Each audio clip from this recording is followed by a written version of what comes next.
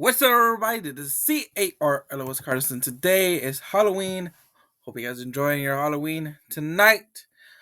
This should be uploaded during the time you guys been maybe trick or treating with your kids.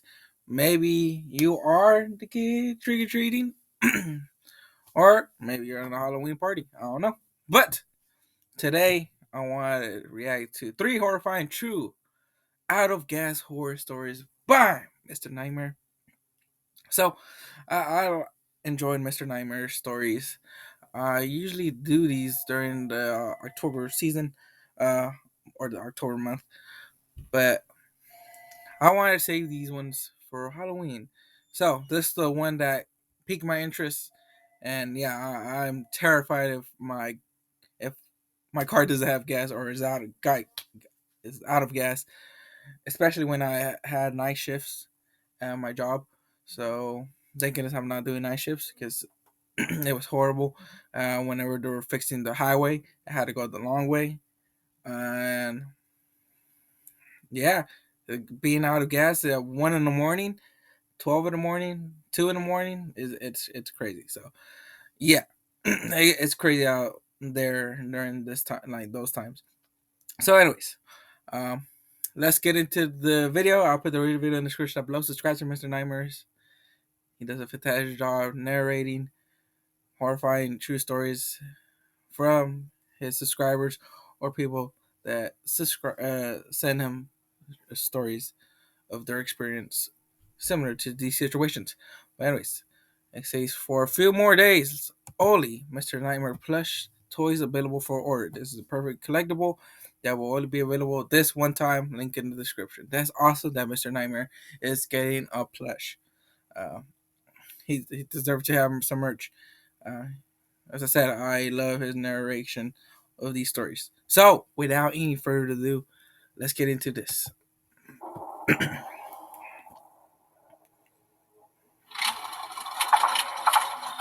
Oh, story one. Let's get into This happened way back in 2005. I was 18. it. Okay. I was living in Uvalde, Texas, a very low income neighborhood. The kind you'll find sprawled out all over the place in rural Texas when you're not right outside of a city. The closest city to me was San Antonio. I was going to some local community college because that's all my parents could afford for me. Okay. One of my best friends from high school, Andrew, moved to San Antonio to go to San Antonio College. He was living in some small apartment a little outside of the city with a roommate. His girlfriend would also often stay with him. Since the city's only really an hour and a half away, I would visit him all the time. He invited me this one weekend to come crash for the night. So I took my trusty old 1995 Toyota pickup truck. Just kidding, the thing was a piece of crap. Oh. The gas gauge didn't even work on it. I'd have to always just keep track of when the last time I filled the tank up was, then reset the trip mileage. That's correct. I took Route 90, which was a straight shot from Uvalde to San Antonio. I was on the road at like 3 p.m. on a Friday, and there was no traffic at all. I got to Andrew at a reasonable time. His girlfriend wouldn't be getting there until tomorrow, so tonight we were going to go out. We stopped at a liquor store and we drank in his apartment for a while with his roommate. Then the three of us went to this dive bar that would kind of look the other way with fake IDs. That was basically our night. We got back to their apartment around 2 a.m. after getting food. Okay. I slept on the couch. The next day would have almost been the same thing, but Andrew and his girlfriend were having issues all day, and as the two of them got drunker as the night progressed, she started yelling at him in front of me, and it got really awkward and uncomfortable. I didn't really have much to drink that day because I was already iffy about staying the night with her there. I eventually decided I would just head back home. I said goodbye to everyone and started my journey home. It was very late at night. I want to guess midnight.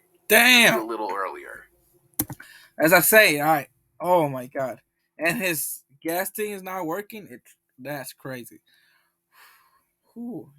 Route 90 was deserted at this time, so I would fly, or fly for my pickup standards. But suddenly the engine started sputtering. I felt my heart completely drop as I realized I forgot to fill up the tank. I slowed down, but it was too late. The engine cut. I pulled to the side of the road and tried starting it a few times, but it did no good. I took out my cell phone, which was equally as shitty as my truck. I Damn. tried to get a signal. No shot. I couldn't even call for help. I had to just put my hazards on and hope a good Samaritan would pass. You wouldn't believe how long I sat on the side of the road before seeing headlights. I waved my arms as the car approached, but it zoomed past me, ignoring me. This Dang. happened again after another 10 minutes or so. I was starting to feel hopeless, like maybe I should just sleep in my car and wait till sunrise to get help. So that's what I was gonna do. I got inside my car, took the key out of the ignition to cut the battery, and just Okay. angled my seat back to go to sleep. I would hear the occasional car zooming past like once every 10 minutes, but it didn't feel worth waving people down in the dark. It seemed sketchy for myself and to the people in the cars. Yup. But when I was starting to actually drift away to sleep, a car door closing from behind me woke me up. Oh. I looked in the rearview mirror and saw a car pulled up behind me with its headlights off. I turned around now to get a better look. There was some big pickup truck, but I couldn't see anyone inside of it, nor did I see anyone outside of it. Maybe someone pulled over to help. Nope. I got out of the car and The said headlights are excuse not me on. to no That's response. I gotta reset it. I walked closer to the truck just to confirm no one was inside. Then I walked back to my car. This was weird. I looked towards the trees on the side of the road. Maybe someone was pissing in the woods. I went back inside of my car and locked the door. Yup. This was just too weird. Suddenly, there was a tap at my window. Oh I shit. jumped. I looked to see a man looking down at me into the car, smiling. I didn't do anything yet. He said, "Hey, buddy, need a hand?" I lowered the window a crack and said, "Hey, I ran out of gas." The man said, "That's quite the predicament. Step out and give me a hand with this real quick." When What? he said this, I thought he meant help him with a gas jug to fill up my tank or something, honestly. And so I stepped out of the truck and shut the No, door. dude, you don't step out the truck. You be asking what you need help, sir. What you need help for? What you need help? Not freaking open the door. Come on, man. Him to lead me to his truck. But he stood there, looked down at me because he was much taller, still smiling, and said, "I need you to empty your pockets, please." Oh, It took me a second to process what he meant. I was literally a broke college student driving a piece of shit pickup truck. I wasn't about to get robbed of the only cash I had and my phone. I ran for it in the direction of the trees. I'm small but fast. I turned around and saw he was chasing after me. Once I made it into the trees, I zigzagged all over the place until I seemed to lose him. Then I crouched behind a big tree to catch my breath. When I heard him approaching closer, I quieted my breath. I heard him say out loud, "I'll kill you, you piece of shit." I don't know if he was just saying it out loud out of anger, or if he wanted me to hear it, but I was too scared to move. Even after I heard his footsteps move away, I didn't move. In fact, I stayed in this position the rest of the night, eventually laying behind this big tree up until dawn. damn. I went back over to the highway to my truck, and the truck behind me was gone, but my truck's doors were both open. I found that my glove box had been gone through and completely emptied of anything somewhat valuable. My flannel hoodie was also taken, which had something in the pocket, I'm sure. I finally managed to wave down a good Samaritan, and he gave me a ride to the closest gas station. I bought a fuel can, filled it with gas, and the man brought me back to my car, where I filled my tank just enough to drive the truck to a gas station to fill up completely. Then I went straight home. This was a real life learning experience for me that there are bad people out there who will try to take advantage of you when you're in Yup. a vulnerable spot. But there are also good people, like the man who helped me. So before we start, story two. Oh, I know what he was thinking of opening the door, man. I'm telling you, he's here to question a little bit more of the person. Yeah, that's crazy. The situation he was, because his phone did not work. There's nothing he could have done besides just stay in the truck. But I don't know if he had any weapons or I don't know if he had any weapons on him. So I don't know, but yeah, at least he survived, you know. So let's get into story two.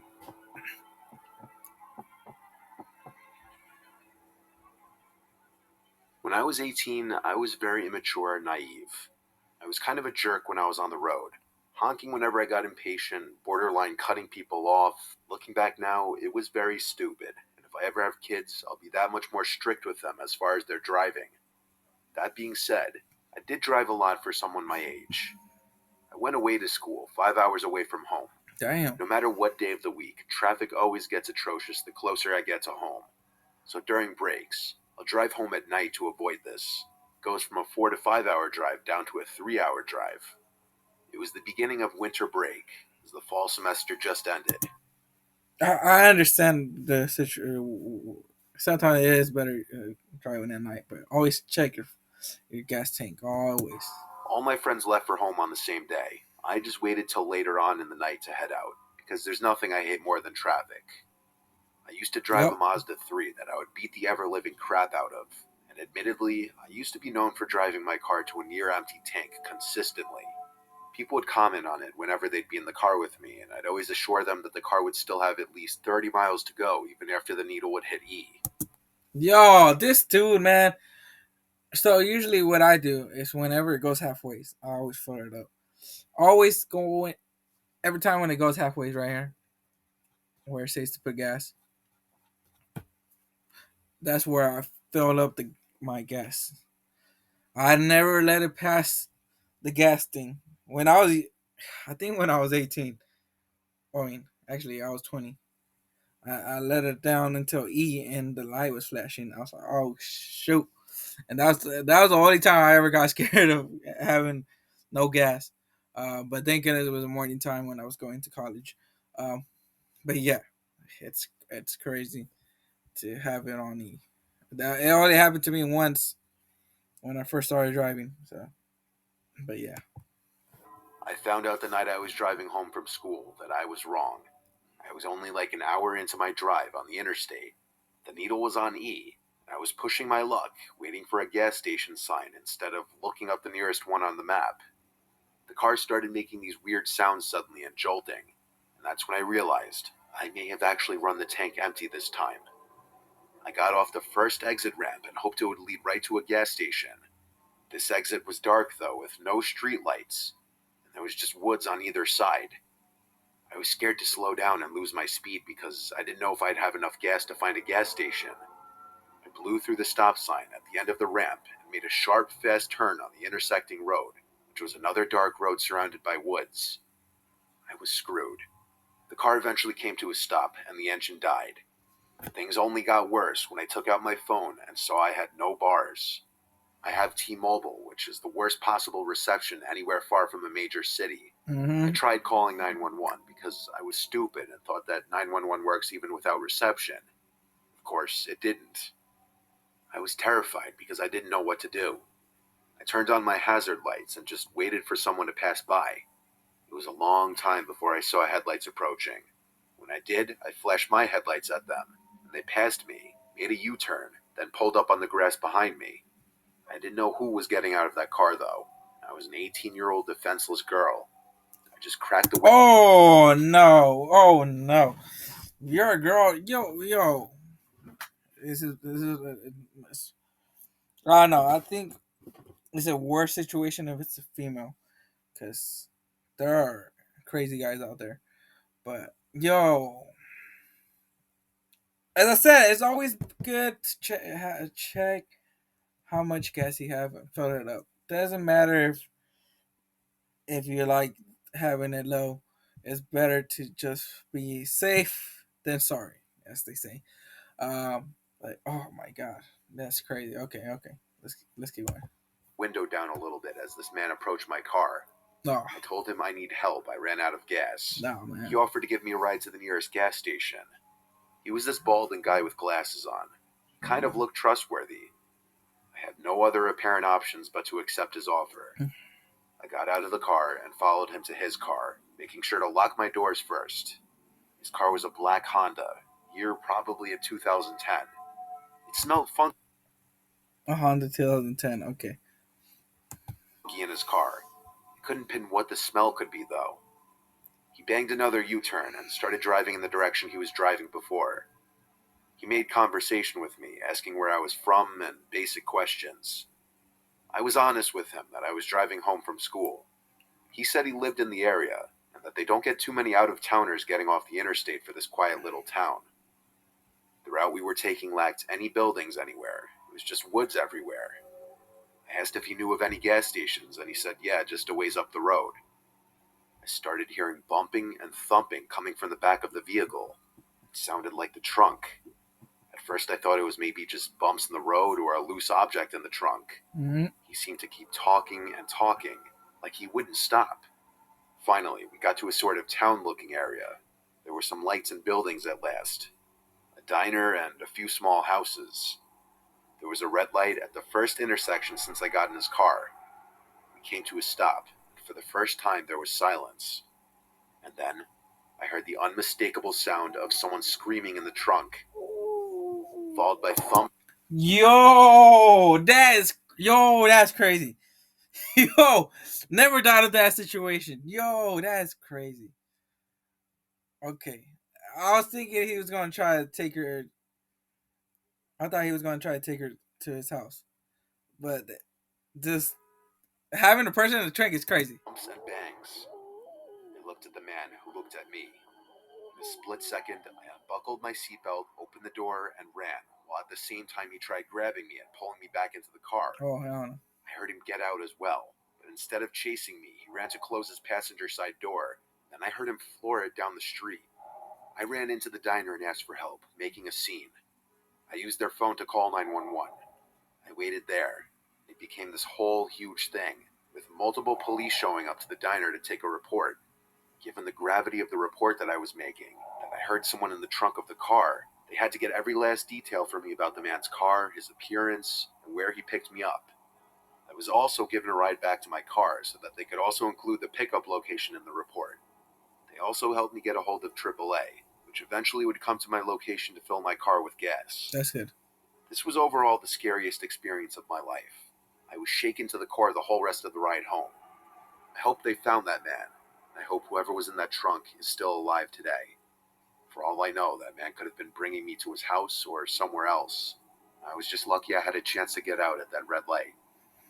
Woo! What luck she had right there on the light. Woo! What luck! Damn, that's crazy. That is crazy. Let's go to story 3. I think that's the best one. Story 2 is the best one so far. I live in Burke County, North Carolina, in Morganton. I'm used to the quiet lifestyle that comes with living in a rural place. You get some weird characters here and there, but it's usually nothing too bad. I own a nice plot of land with my husband.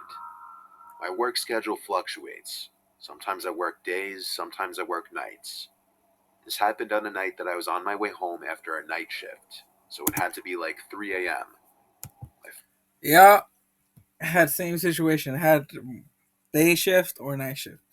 Not anymore. Thank goodness, no more phone night was shifts, almost man. dead. I was hungry, I was tired, and I just wanted to get some food and head home. I stopped at a gas station to get $10 worth of gas and also a packaged sandwich, which I proceeded to eat inside the gas station cafe. Some sketchy guy was eyeing me for a little until he Oh. left the building without buying anything. After eating, I went outside to fill up the gas, and then got back in the car. The smell of gasoline was extra pungent for some reason. These roads are very dark and twisty at night, so I was driving slow, especially since I was tired after a long day of work. Imagine that person is inside the car. Then something unexpected happened. The needle on the gas gauge suddenly dropped to E, and the low gas light came on and beeped. I had no idea what was going on. I'm not a car Oh, don't tell me that that person just stole his